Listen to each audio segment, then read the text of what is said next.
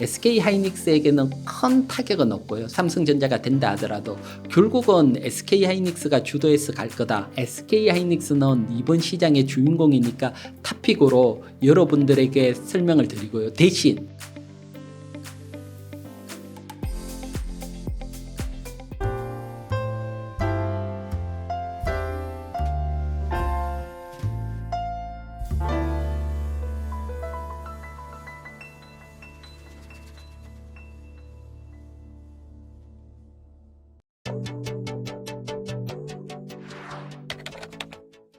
네, 저는 대한민국이 가장 어려울 때 1998년 IMF 때 기업 평가하는 일로부터 해서 25년 금융시장에 있어 왔고, 그리고 지금은 이희건 경제TV 유튜브를 운영하고 있는 이희건 대표입니다. 반갑습니다. 네, 반도체는 사실 이번 사이클의 주인공이라고 보시면 되시고요. 사실 주인공은 총 한 발 맞아서 안 죽거든요. 영화를 보시면 여러 방 맞아야 죽고 주인공이 죽으면 영화가 끝이 납니다. 그런 측면에서 보면 이번 상승 사이클에서는 어쨌든 주인공인 반도체를 가져야 되고, 반도체가 더 이상 상승이 끝났다 그러면 큰 파동이 하나 끝난다. 아직 큰 파동이 나오지 않았다는 것은 반도체가 더 간다 보셔야 되고요. 그런 차원에서 오늘 제가 반도체를 왜 더 가는지 거기에 대해서 많이 준비를 했으니까 지금부터 설명을 드릴게요. 먼저 우리가 반도체를 볼 때 가장 대장주는 엔비디어잖아요. 그래서 엔비디어 실적을 먼저 한번 보도록 할게요. 엔비디어 실적을 보게 되면 분기 실적인데 여기에 검은색으로 표시가 되어 있는 게 매출액이고요. 그 다음 이제 보라색하고 하늘색이 영업이익과 순이익입니다. 보면 매출액도 계속 증가를 하고 그리고 영업이익도 계속 증가를 하고 있는데 더 중요한 것은 붉은색 라인입니다. 이 붉은색 라인은 영업이익률입니다. 영업이익률. 영업이익률이 정말 가파르게 증가를 하고 있죠. 특히 1분기 때 영업이익률이 무려 64.92%입니다. 64.92%면 약 65%. 1,000원을 팔면 650원이 남는다는 겁니다. 어마어마하게 나오죠. 왜 이런 영업이익률이 나오냐고 하면 AI 혁명 시대에 엔비디어 반도체가 가장 큰 세일을 보고 없어서 못 살 정도다. 돈을 주더라도 사겠다. 그러니까 엔비디어 입장에서는 마진을 높게 내서 계속 판매가 된다는 겁니다. 이처럼 이번 AI 혁명에 있어서 가장 수혜는 엔비디어다. 이렇게 보시면 되시고요. 참고적으로 삼성전자 영업이익률이 1분기 때 9.18%니까 정말 큰 차이가 나는 거지요. 사실 어느 기업이 영업이익률이 65% 낸다 이건 말이 안 되죠. 하지만 이런 어떤 흐름들이 계속해서 저는 더 이어질 거라고 보고 있고요. 왜 더 이어지냐고 본다면 일단 하드웨어적인 측면에서 엔비디어 대응할 수 있는 게 쉽지 않을 거다. 지금 엔비디어 신제품 발표 주기를 제가 표시를 했는데 A100에서 H100 H100에서 블랙백, B100이죠. 블랙백. 그 다음 루빈. 보면 그 전까지 건 A100에서 H100까지 가는데 2년. H100에서 블랙백을 가는데 2년. 그런데 이번 대만에서 대만 컴퓨팅 박람회에서 루빈 다음 신제품 발표를 냈죠. 그것도 1년 만에 가겠다. 그러면 뒤따라오던 후발주자들은 더 힘들다는 겁니다. 지금 2년마다 발표되는 것도 못 따라가고 있는데 그 주기를 1년간 더 앞당겼다. 그러면 블랙빌 나오고 루빈 나오는 이 단계까지는 계속해서 AI 반도체 서버 시장은 90% 이상 장악을 한다고 봐야 됩니다. 다른 쪽에서도 물론 내지만 성능이 월등하게 차이가 나고요. 여기서 또 중요한 게 있습니다. 하드웨어적인 측면에서도 이렇게 빠르게 신제품을 엔비디아가 내고 있지만 그거보다 더 탄탄하게 어떤 시장에 구축이 되어 있는 것 중에 하나는 우리가 잘 보지는 않지만 소프트웨어입니다. 소프트웨어 같은 경우는 어떤 AI 프로그램을 만든다고 가정을 했을 때 엔비디아 기반, 칩 기반에 나온 오픈 소프트웨어가 정말 잘 돼 있고 많이 있습니다. 그래서 누구나 AI 프로그램을 하면 오픈 소스가 공개되어 있는 엔비디아 칩을 가지고 만들게 될 수밖에 없는 구조입니다. 여기에 비해서 AMD라든가 다른 쪽에서는 이런 소프트웨어 시장이 구축이 안 돼 있습니다. 이거는 하드웨어보다 더 구축을 하는 게 어렵다고 보여지기 때문에 이런 측면까지 감안을 한다면 엔비디아가 계속해서 높은 영업이익률을 유지하면서 영업이익이 계속 증가해가는 그런 시점이 향후 2, 3년은 계속 갈 거로 봅니다. 저기 나온 루빈 나올 때까지고 또 루빈까지 갔을 때 또 다른 놀랄만한 신제품이 또 나올 수 있으니까요. 그래서 엔비디아에 대한 어떤 성장률은 계속해서 이어가는 것은 후발주자들이 어렵다. 그만큼 엔비디아를 넘기는 어렵다. 이렇게 보기 때문이고요. 그러면 엔비디아가 이렇게 간다 그러면 과거 엔비디아 주가하고 지금 먼저 엔비디아 차트를 한번 보여드릴게요. 엔비디아 차트 보면 요거는 엔비디아가 지금 액면 분할 전까지입니다. 까지 보더라도 올해 정말 급등을 했죠. 급등을 해서 지금 뭐 올해만 150% 그렇게 해다가 액면 분할을 했죠. 그래서 보통 미국 시장 같은 경우는 액면 분할을 하게 되면 추가적으로 다른 종목보다 더 상승하는 측면도 있고 이런 측면을 제외하더라도 큰 틀에서 이만큼 상승을 했으니까 엔비디아가 더 갈까 걱정을 하시는 분들도 있지만 우리가 뭐 오늘 내일 주가가 어떻게 움직이는 게 아니고 1, 2년 긴 차원에서 엔비디아가 어떻게 움직일까 뭐 비교할 수 있는 종목 정도는 과거 시스코 정도라고 보여지고요. 시스코는 다른 게 아니고 2000년도 뭐라 그럴까 IT 버블이 나왔을 때 대장주입니다. 지금 AI 혁명 시대에 AI 대장주는 엔비디아라고 보면 되잖아요. 요 두 차트를 겹쳐서 한번 보면 어느 정도 우리가 예상이 가능하잖아요. 그래서 겹쳐서 한번 보도록 할게요. 보면 하늘색은 과거 시스코 차트고요. 진한 색은 엔비디아 차트입니다. 그래서 보면 엔비디아 2000년도부터 시스코는 1995년부터 차트를 붙여놓고 보면 아직도 IT 버블에 비해서는 갈 확률이 높다. 요게 원래 3월 달이니까 시간적으로 보면 좀 더 엔비디아가 상승을 했지만 뭐 큰 상승은 아니니까 먼저 상승해서 비하면 아직도 상승해서 갈 어떤 여유가 크게 남아있다. 여기에 또 중요한 것은 시스코 때보다 엔비디아는 실적을 바탕으로 상승을 하고 있습니다. 거품이 아니고. 기대감으로만 상승을 하는 게 아니고 정말 AI 수요가 폭발적으로 일어나면서 실적도 폭발적으로 증가가 되면서 간다. 그렇다면 어떻게 보면 시스코보다도 더 강한 상승이 나올 수도 있다. 그런 측면에서 본다면 역시 긴 텀을 본다면 반도체가 어쨌든 이번 상승에서 주인공이다. 주인공이 꺾이기 전까지는 계속해서 관심을 가져야 되고 지금 보게 되면 미국에는 엔비디아, 대만에는 TSMC, 우리나라는 어딜까요? SK 하이닉스죠. 그런 측면에서 본다면 SK 하이닉스에 집중을 해야 되는 측면이 있죠. 지금 말한 엔비디아, TSMC, SK 하이닉스가 이번 AI 서버 반도체의 삼각 동맹이죠. 사실 여 메인 중심에 들어갔다. 그런 종목에 계속해서 관심을 가지고 이 메인이 꺾이게 되면 사실은 다른 종목 2등주를 매수하더라도 사실은 2등주가 더 꺾이는 측면들도 나오니까요. 주식은 늘 1등주에 관심을 가지고 봐야 되니까 1등주 관심을 가져야 되고요. 여기에 봐야 되고 그리고 TSMC 차트도 한번 보도록 할게요. 보면 TSMC 차트를 준비했는데 정말 가파르게 상승을 하고 있거든요.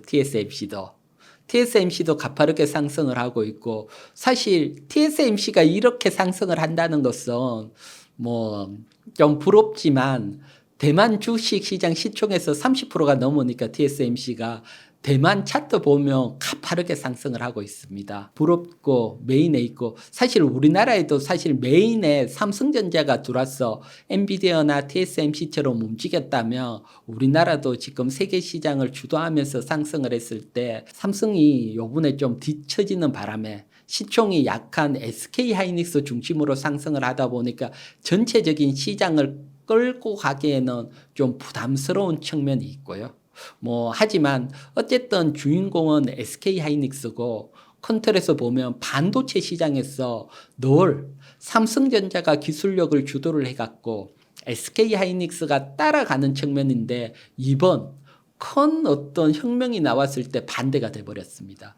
SK 하이닉스가 오히려 시장 기술력을 주도하면서 가고 삼성전자가 쫓아가는 거 어떻게 보면 반도체 시장에서는 처음 일어나는 현상이지요. 이게 또 강하게 주가에 반영이 되고 있고 또 일각에서는 그러면 삼성전자가 엔비디아에게 납품이 되면 양산이 되면 더 강하게 가지 않을까 이렇게 보지만 사실 HBM 시장은 한 번에 양산 오케이 했다고 해서 한 번에 물량을 주지는 않습니다. 서버 정도로 일정 부분 어떻게 보면 포지션에서 작은 포지션을 먼저 주고 그리고 가기 때문에 SK 하이닉스에게는 큰 타격은 없고요. 삼성전자가 된다 하더라도 결국은 SK 하이닉스가 주도해서 갈 거다 이렇게 보여지고 SK 하이닉스 차트도 한번 보도록 할게요. SK 하이닉스 차트에 저기 제가 처음 옹달 책방에 출연해서 여러분들에게 탑픽으로 SK 하이닉스 계속해서 얘기를 했지만 처음 얘기했을 때 화살표 지점입니다. 거기에 비해서 지금 100% 상승이 돼 있습니다. 이게 작년 10월입니다. 작년 10월. 작년 10월에 여러분들이 샀다면 100% 수익이 나 있고 하다못해 4월 달에도 나와서 SK 하이닉스 여러분들에게 탑픽으로 추천을 드렸고요. 지금도 마찬가지입니다. SK 하이닉스는 이번 시장의 주인공이니까 탑픽으로 여러분들에게 설명을 드리고요. 대신 차트를 보시면 항상 대형주는 상승과 하락을 반복을 하면서 사실 상승을 이어갑니다. 따라서 매수 타이밍은 붉은색 라인인 20일 이동평균선 왔을 때 이하에서 매수를 한다 생각을 하시고요. 추격 매수를 하면 늘 심리적으로 어려워서 끝까지 끌고 가기는 어렵습니다. 따라서 SK 하이닉스는 20일 이동평균선 이하에서 밀리면 매수를 한다. 나는 삼성전자만 많이 가지고 있는데 어떡할까요? 하시는 분들은 20일 이동평균선 SK 하이닉스가 왔을 때 일정 부분 매도하고 SK 하이닉스 보유하고 있고 SK 하이닉스만 보유하고 계신 분들은 그대로 가고요.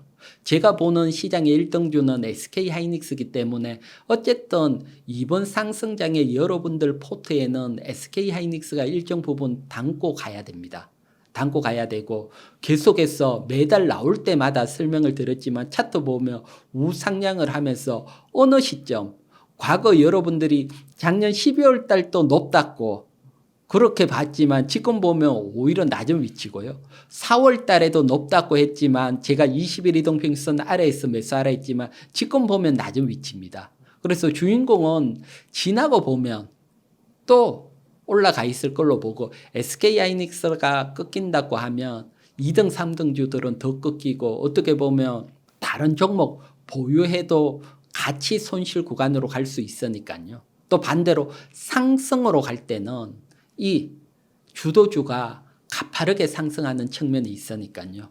그리고 SK 하이닉스를 좀 더 구체적으로 보면 올해 5월까지 외국인들이 2조 7,500억 매수가 들어왔습니다. 외국인들이 강한 매수가 들어왔고 평단가를 내면 약 18만 원 선입니다. 18만 원 선의 평단가니까 외국인들은 그래도 수익이 좀 나 있다 보시고 아주 크게 수익이 난 건 아닙니다. 계속 매수를 해오고 있기 때문에 그렇기 때문에 20일 이동평균선 정도 밀린다면 외국인하고 수익률 차이가 크게 안 나니까 밀릴 때 매수를 해가는 전략으로 대응을 하시고요. 그러면 또 삼성전자는 또 안 볼 수 없잖아요. 삼성전자 차트 한번 보도록 할게요. 삼성전자 차트를 보게 되면 SK 하이닉스하고는 조금 다른 측면입니다. 보면 상승하려다가 조정을 받고 상승하려다가 조정을 받고 아직도 이동평균선이 정배열이 아닙니다. SK 하이닉스는 정배열로 확 상승을 하고 있는데 이 얘기는 다른 얘기로 하면 여러분들에게 매수 기회를 많이 주어졌다는 겁니다. 좀 SK 하이닉스 부담스러우신 분들은 삼성전자 보니까 주가가 약하니까 매수했을 확률이 높으니까요. 그런 측면에서 보면 개인들에게 매수 기회가 많이 주어졌다. 이 얘기는 생각보다 대장주로 움직이기는 어렵다는 겁니다. 항상 주식시장에서는 위험해서 못 살까? 그러면서 가는 대장주가 계속 가고 또 아쉬워서 그 이등주 밑에 빠진 종목을 사면 또 안 가고 또 시장을 부러워하고 이렇게 움직이는 경우들이 주식시장에서는 늘 자주 있어 왔습니다. 물론 삼성전자도 보면 외국인들이 올해 5조 1,300억 매수를 했습니다. 상당히 많은 물량을 매수를 했죠. SK하이닉스는 2조 700억, 2조 7천억. 하지만 시총으로 비교했을 경우들은 SK하이닉스를 더 많이 매수했는 게 됩니다. 시가총액이 삼성전자가 SK하이닉스보다 몇 배가 더 크니까요.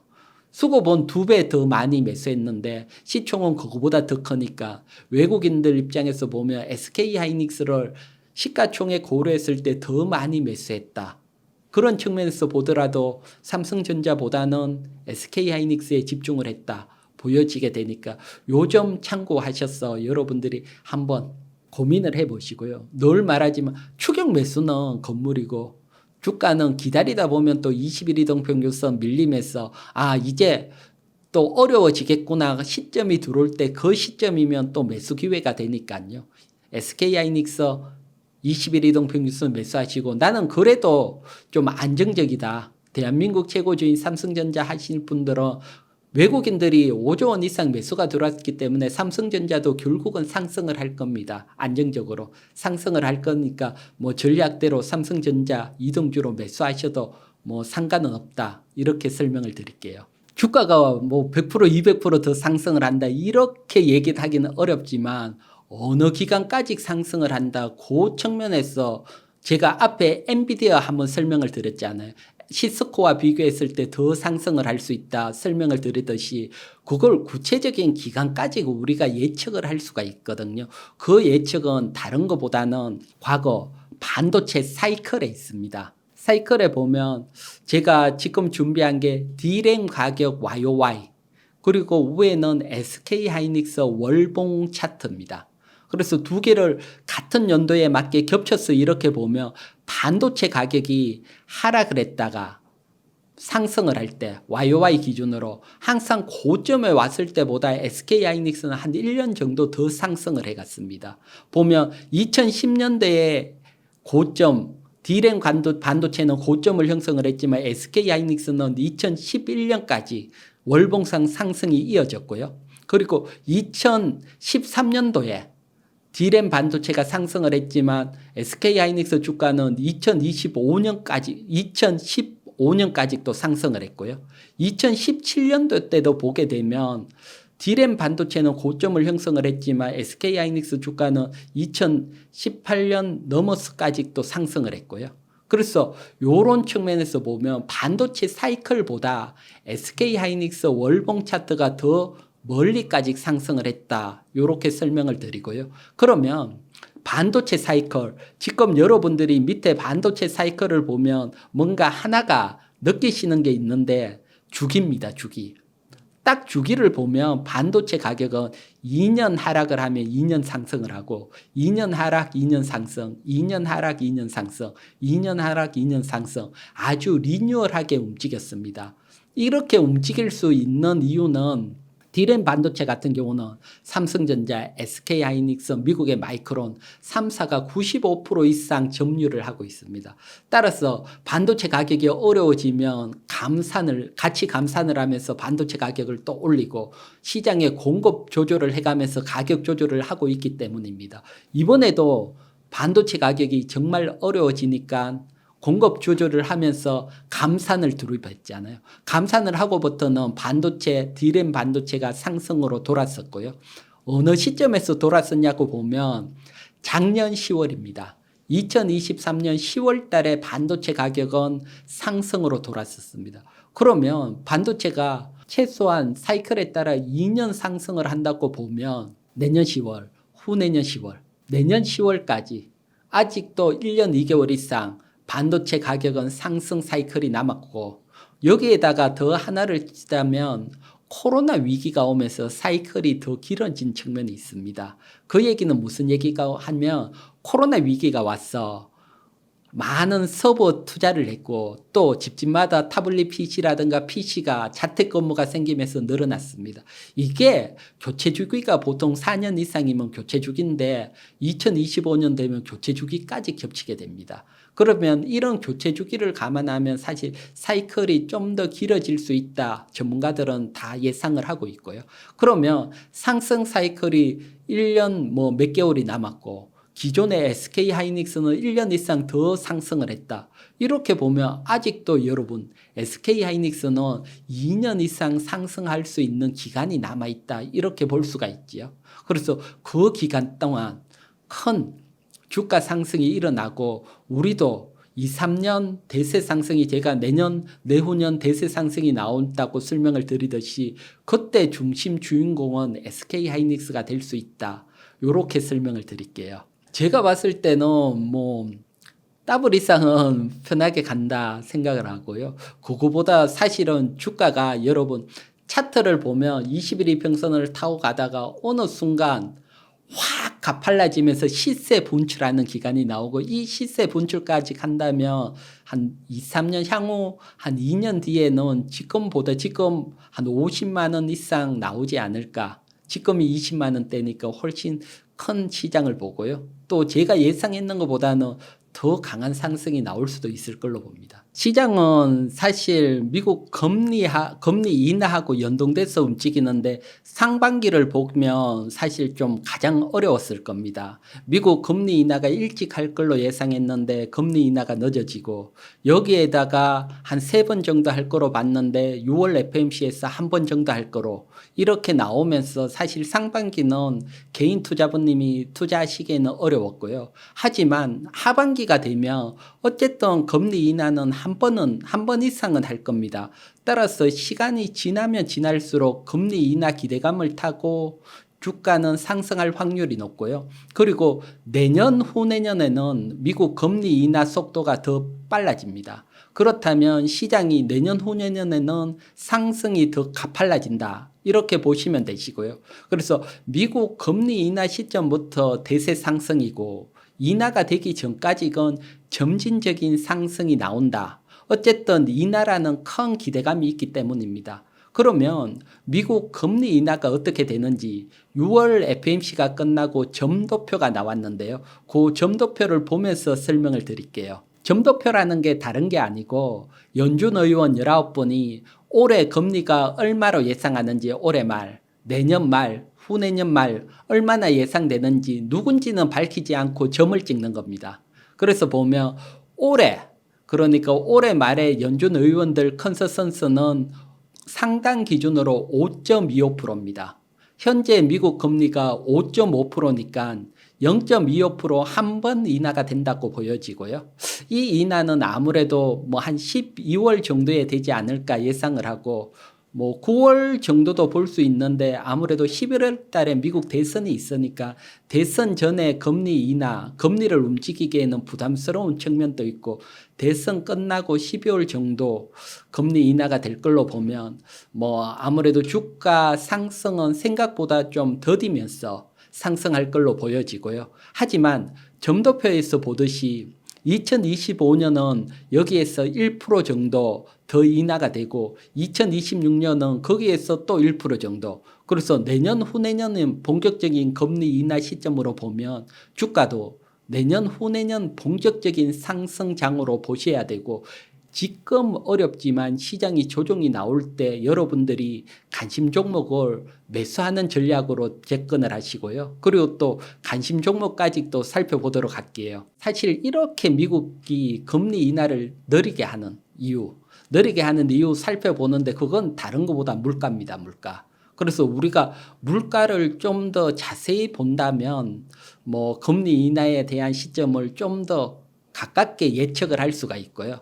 그래서 제가 소비자 물가 차트를 준비를 했는데 보시면 2022년 6월 달에 9.1% 고점을 형성을 했다가 2023년 6월에 3%까지 확 물가가 잡혔다가 이후 옆으로 횡보를 하고 있습니다.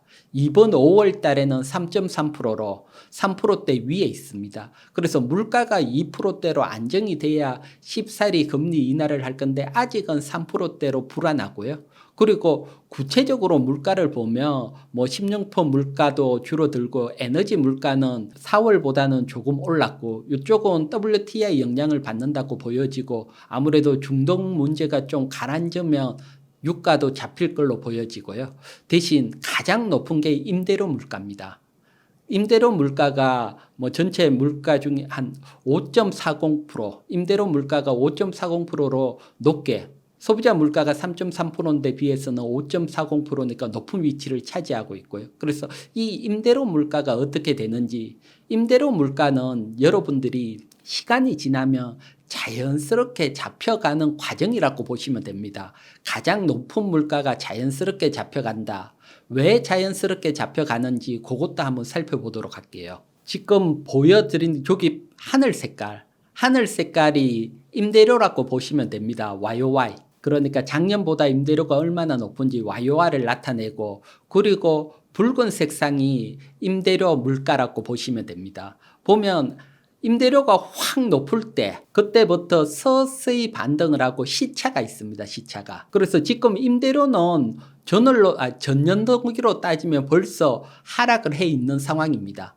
그렇기 때문에 시간이 지나면 지날수록 임대료 물가는 점점 더 하락을 할 걸로 보고요. 그러면 물가는 위로 치고 올라가기보다는 시간이 지나면 점점 잡힐 확률이 높고 그래서 올해 뭐 미국이 금리 인하를 한다 봐야 되고요.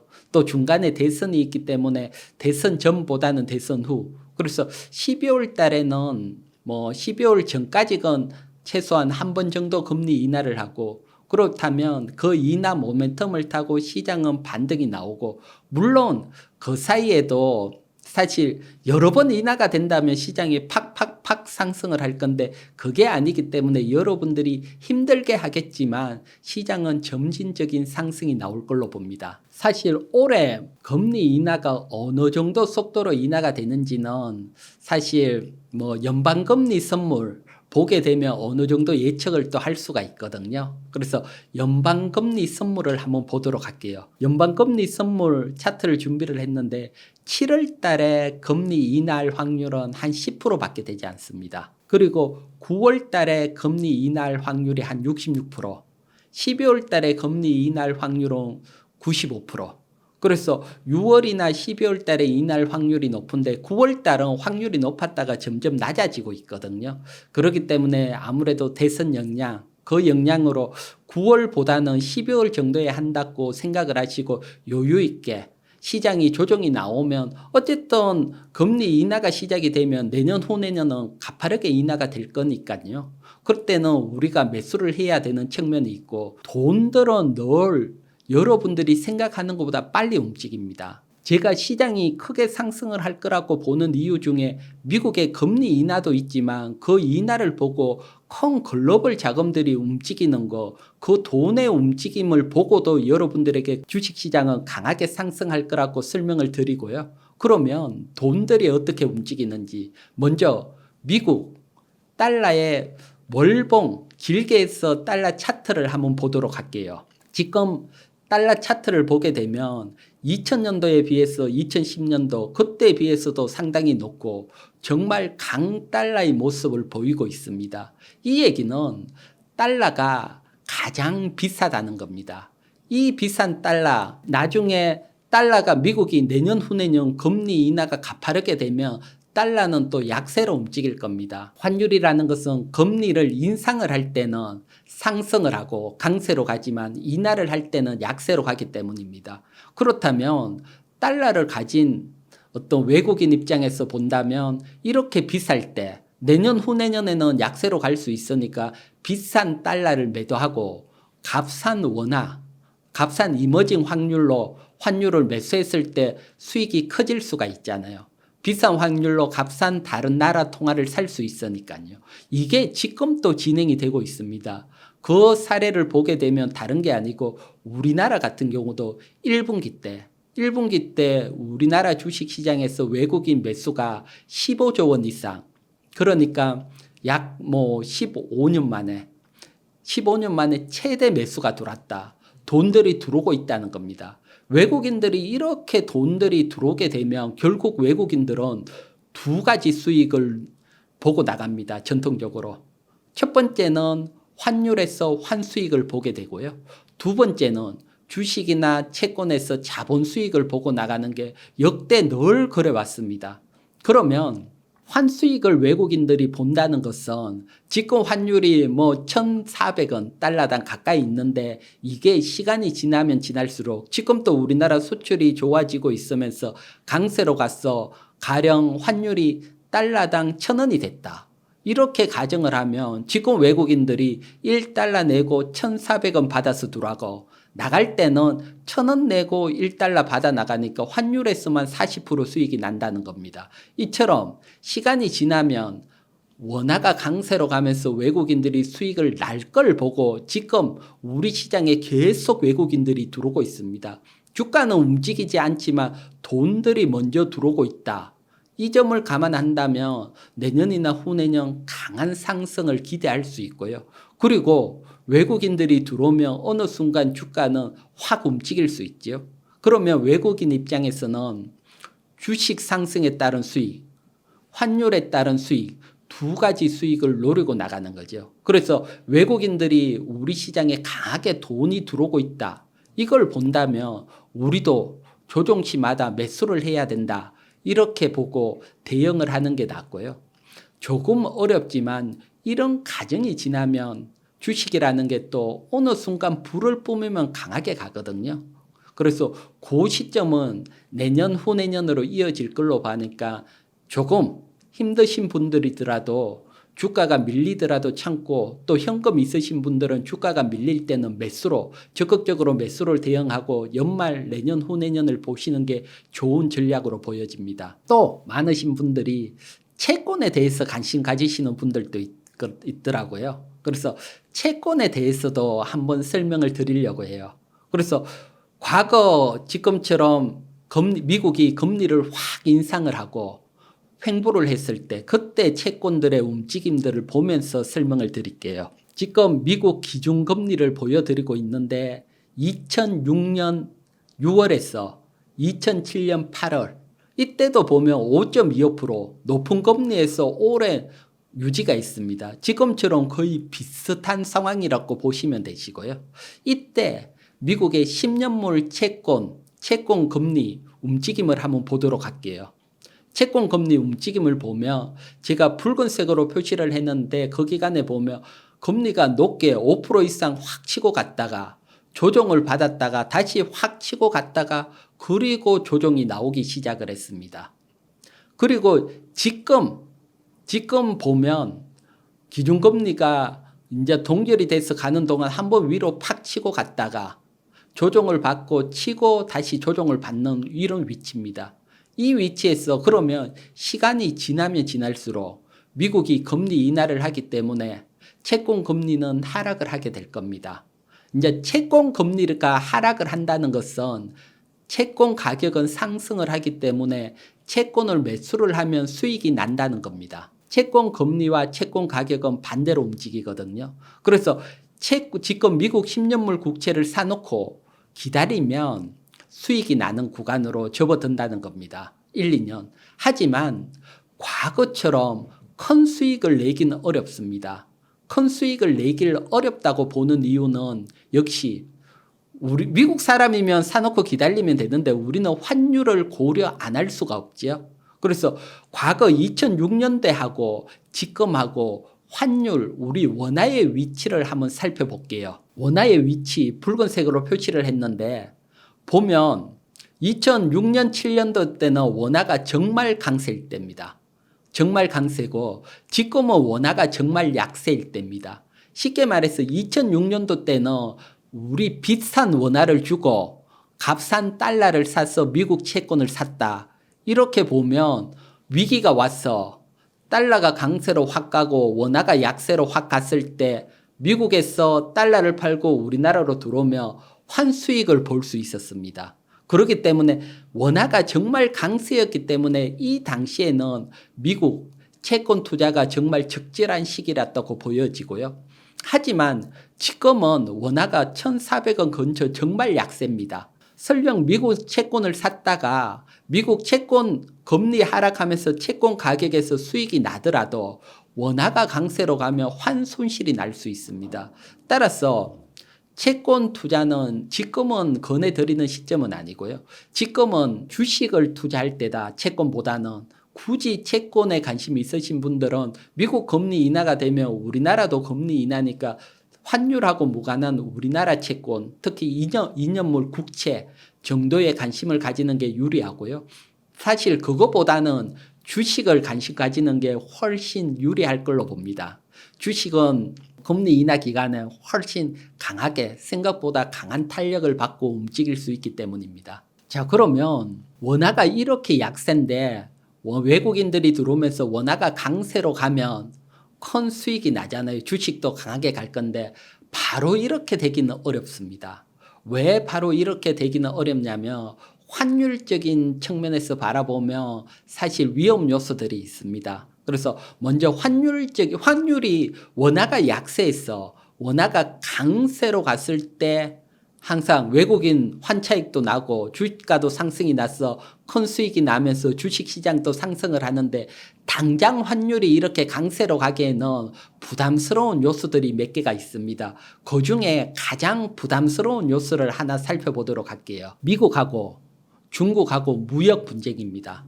보면 미국이 중국에 대한 관세를 확 올렸습니다. 전기차 같은 경우는 기존에 25% 관세에서 100% 관세를 확 올렸고요.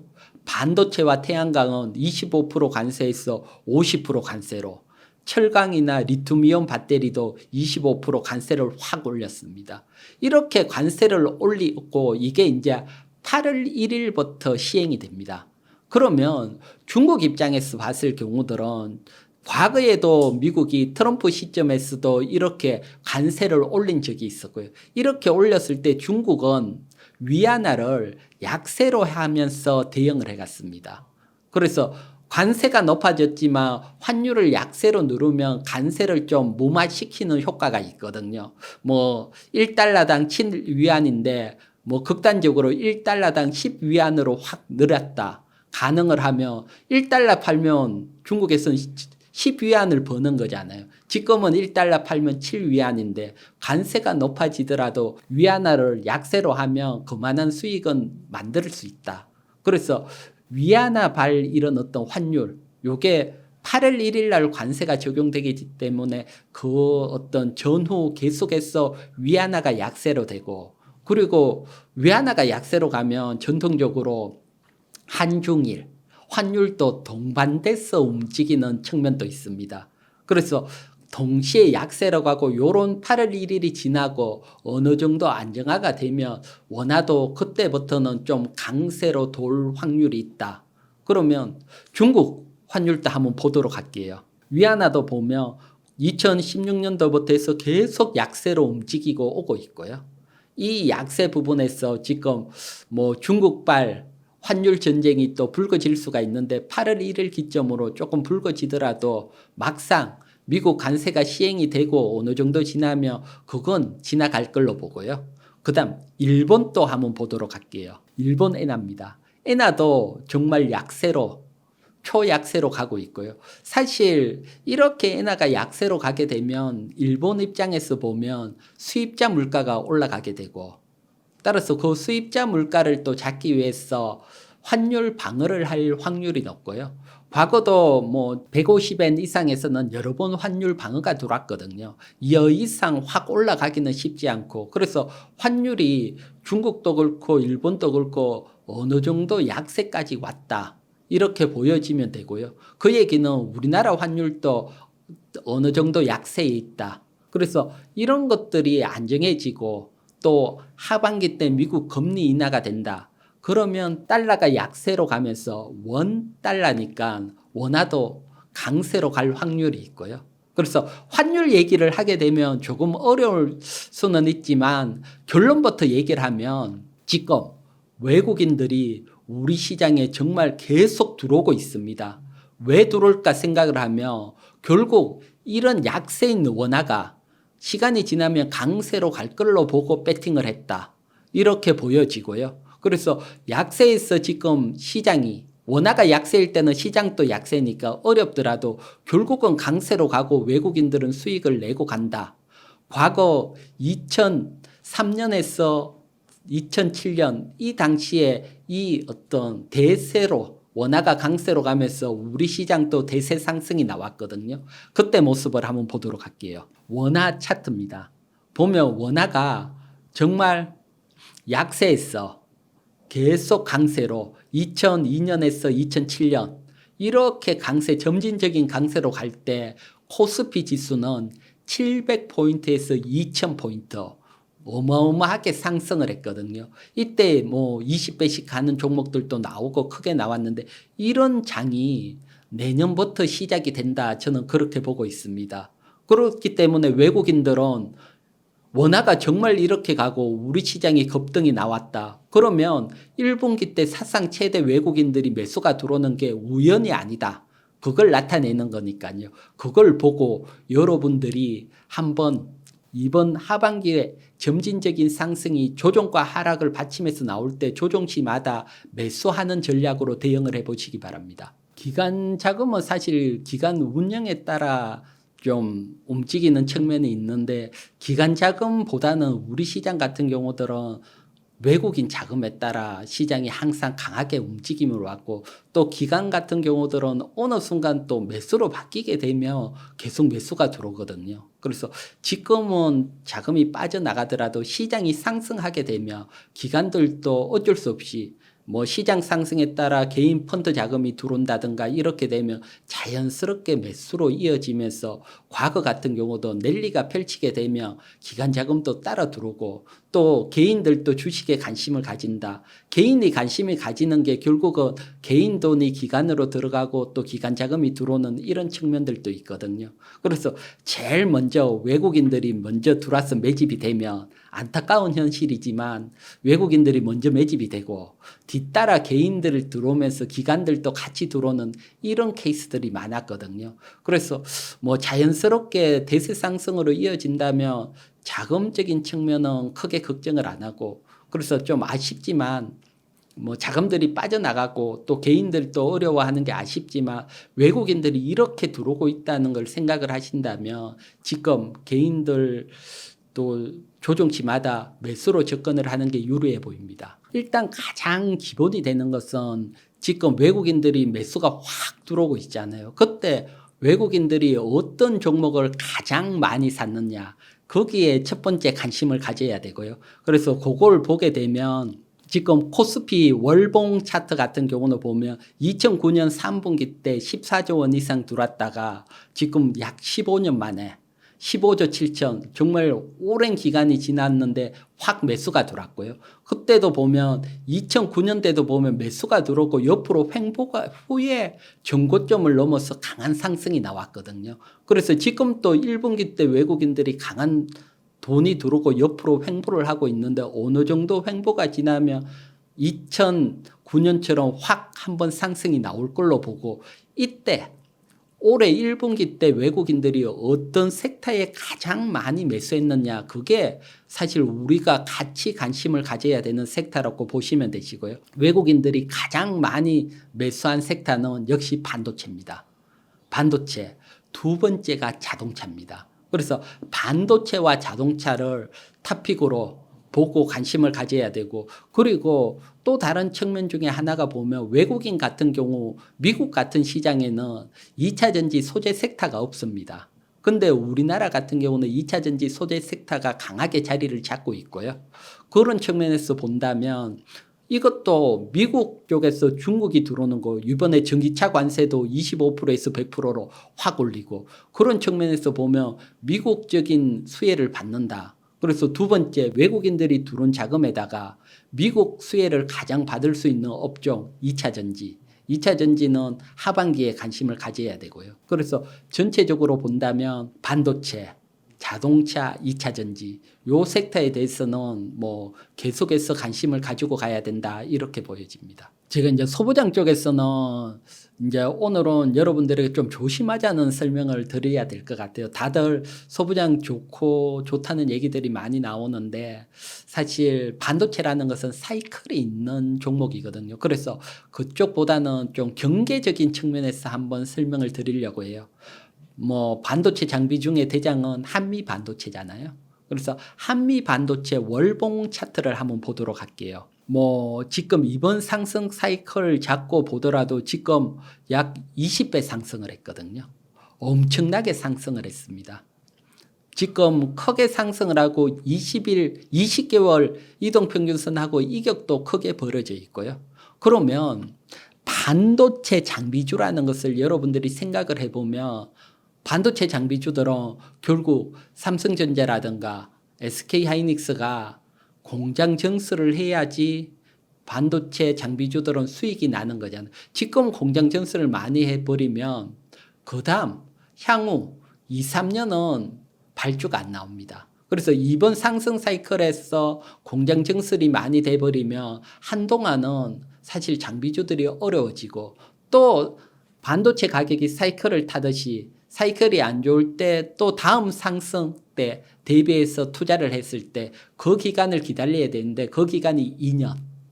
이런 걸 봤을 때는 이렇게 크게 가고는 주가 유지하기는 쉽지 않아요. 사이클을 타는 산업이기 때문에. 그러면 항상 보면 한참 좋을 때 세력들이 먼저 빠져나가는 습성들이 있고요. 먼저 빠져나가야지 비쌀 때 팔고 나가고 그리고는 흘러내리고 아직은 그런 정보가 나온 건 아닙니다. 나온 건 아니지만 항상 20배 이상 어떤 종목이 상승을 했다. 그러면 월봉상 엄봉이 하나 나온다. 그러면 그때부터는 위험해질 수 있으니까요.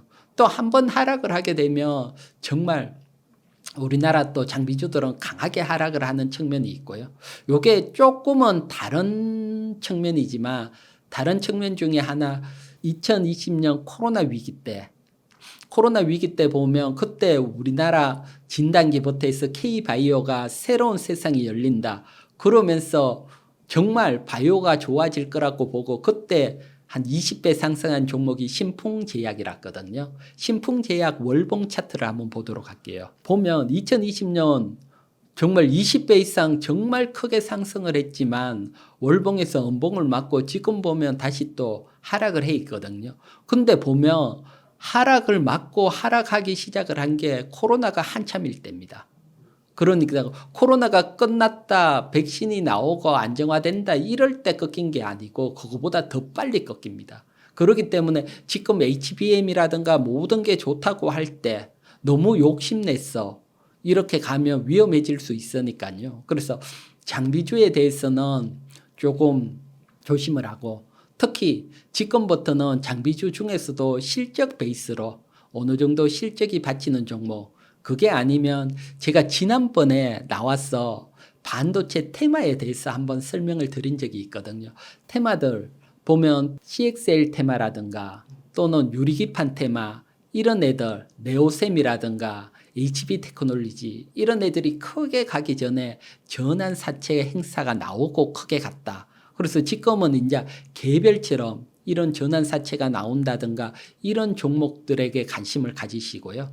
또 여기에 대한 기법은 제가 이희경 경제TV 제 유튜브에 나오면 다양한 기법들을 여러분들이 이해하실 수 있게 정리를 해놨으니까 제 유튜브에 오셔서 또 많이 참고를 해보시고 일단은 장비주에 대해서는 너무 조심하고 또 한미반도체에 관심들 많으신데 또 주식이라는 게 욕심내면 또 어려워질 수 있으니까 오늘은 조심을 하자고 설명을 드리고 또 다음 시간에는 제가 또 다음 장비주 다음에 돌아가는 게 소재주니까요. 소재주에 대해서 또 준비해서 여러분들에게 설명을 드리도록 할게요. 그러면 소재주 중에 굳이 한 종목을 보신다면 후성이라는 종목이 있거든요. 후성은 사실 실적으로 본다면 작년도에 한 170억 적자 올해도 또 적자가 나고 있거든요. 그 적자가 나고 있는데 왜 지금 여러분들에게 관심을 가지라고 설명을 드리냐고 보면 후성은 반도체 소재를 만드는데 반도체 사이클이 안 좋았잖아요. 안 좋으면서 사실 뭐 소재 생산을 중단을 했습니다. 생산을 중단을 했기 때문에 작년도에 어려워졌는데 올 4월 달부터 생산 재개를 했습니다.